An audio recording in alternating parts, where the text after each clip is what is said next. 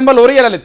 Doctor साहब, सरस्वती विराजती हमने सुना था, ब्रेकिंग में तो नजर भी आ रहा है। महाराष्ट्र चुनाव से बड़ा अपडेट इस वक्त रुझानों में बीजेपी शिवसेना को अपने दम पर बहुमत। हालांकि बीजेपी ने जिस तरह से यहां पर फाइट को लड़ा है, जितने कैंडिडेट थे, सक्सेस का जो रुझानों की हम बात कर रहे हैं, सक्सेस 90% के ऊपर जा रही है। यह रुझानों में महायुति ने 200 का आंकड़ा छू लिया है। 200 सीटों पर महायुति को शानदार बढ़त, डबल सेंचुरी। और तमाम जो गेस्ट हैं वो हमारे साथ जुड़े हुए हैं, उनका भी एक बार स्वागत। अजीत सिंह भदौरिया साहब कांग्रेस से हमारे साथ जुड़े हुए हैं, स्वागत है भदौरिया साहब का। निरंजन सर लगातार बने हुए हैं, ममता लगातार बनी हुई है। एक और बात है, ममता जिस तरह से जानकारी दे रही थी, उनकी आवाज गूंज रही थी, इतना सन्नाटा। इसीलिए मैंने शुरुआत में कहा था, सोशल मीडिया पर जो व्यक्ति सनसनी बना हुआ है, जिसकी बातें कोट करते हैं कांग्रेस के नेता, वो कह रहा है तदर्थवाद की शिकार है कांग्रेस। और सन्नाटे में अगर सिर्फ ममता की आवाज गूंज रही है, मतलब सच गूंज रहा है, तो सोचना चाहिए। निरंजन पोद्दार साहब हमारे साथ बने हुए। पोद्दार साहब, तमाम राजनीतिक समीकरण अगर झारखंड को छोड़ दिया जाए, बहुत कामयाबी वहां पर नहीं है बीजेपी के लिए, लेकिन महाराष्ट्र से और मध्य प्रदेश, छत्तीसगढ़ में स्थितियां जो लगातार बनी है, इन सब पर आपका क्विक रिएक्शन, फिर चर्चा आगे निकालेंगे सर।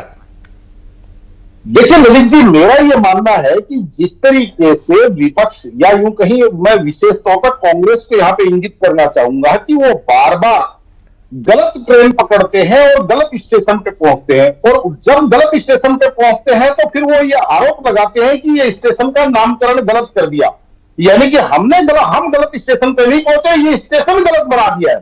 तो कहने का तात्पर्य, इस परिपाटी से उनको बाहर निकलना पड़ेगा और देश की जो भावना, इस देश की जो आत्मा है, उसको समझना पड़ेगा। यह बात मैं इसलिए कह रहा हूं क्योंकि देखिए, हम दो चीजों का अगर विश्लेषण करें एक समय पे, 2024 के लोकसभा चुनावों का और उसके बाद में हरियाणा और ये जो वर्तमान में झारखंड और महाराष्ट्र के चुनावों का, तो आपको ये चीज स्पष्ट समझ में आ जाएगी।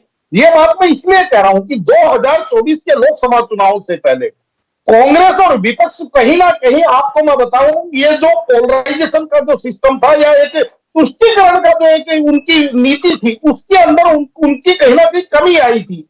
और उस समय केवल और केवल जो जनता के मुद्दे थे, उनके ऊपर चर्चा हो रही थी। लेकिन जैसे ही लोकसभा चुनाव परिणामों में उनको थोड़ी सी सफलता मिली, वो इतने अति उत्साहित हुए कि वो इस देश की आत्मा और इस देश की भावना से खिलवाड़ करने लग गए। राहुल गांधी जी का स्टेटमेंट था कि हमने अयोध्या को हरा दिया, हमने अयोध्या के राम मंदिरों को हमने हरा दिया।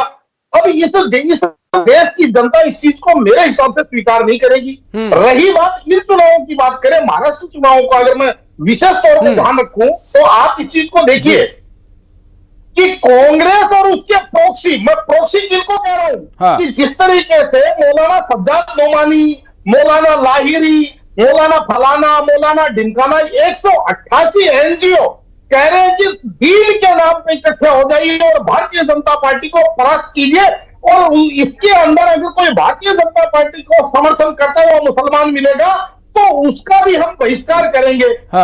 तो आप मुझे, और उसके अंदर प्रॉक्सी के अंदर मैं किसको जोड़ रहा हूं, कुछ ऐसे यूट्यूबर पत्रकार यहाँ पे पैदा हो गए जो लगातार अपने व्यूज बढ़ाने के लिए लगातार सनसनीखेज, अमित शाह के बीच में और मोदी के बीच में हो गई लठबाजी, ये हो गया वो हो गया, पता नहीं क्या क्या हेडिंग लगा करके वो अपने आप के व्यूज बढ़ाते हैं। लेकिन कांग्रेस इस चीज को समझ नहीं पाती। चलिए जवाब ले लेंगे, जवाब ले लेते हैं। अजीत सिंह भदौरिया साहब हमारे साथ कांग्रेस पार्टी से जुड़े हुए हैं।